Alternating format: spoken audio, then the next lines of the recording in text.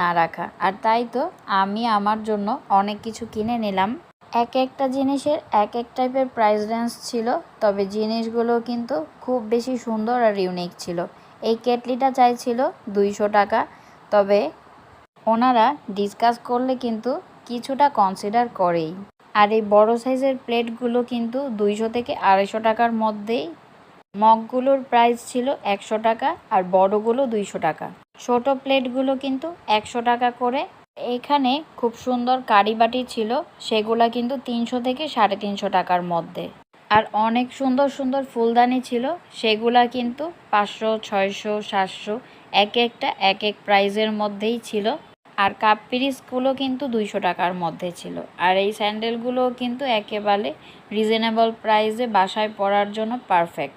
আর বারাত বাবু যখন দেখলো অনেকগুলো টয়েস একসাথে, ভাবনা বুড়িটাও, তখন কিন্তু এই খেলনার দোকানে এসে ওরা অনেক কিছু খেলনা কিনে নিয়েছে। আর এই খেলনাগুলোও কিন্তু খুব সুন্দর ছিল। এক একটা 200, এক একটা 300, এক একটা 100, এক একটার প্রাইস কিন্তু এক এক রকম। আর তারপর কিন্তু আমাদের খুব বেশি ফুচকার ক্রেভিং হচ্ছিল, আর আমরা কিন্তু ফুচকা খেয়ে নিলাম। আর এটার টেস্টটাও খুব ভালো ছিল। আর বারাত ভাবনা এখানে বার্গার নিয়েছিল, চিকেন রোল নিয়েছিল, সেগুলাও কিন্তু টেস্ট করেছি, খুব ভালোই লেগেছে।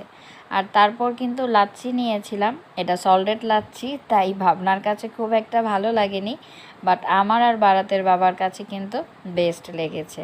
আর তারপর কিন্তু আমরা আমাদের পছন্দ মতো বাকি শপিংটাও সেরে নিয়েছি।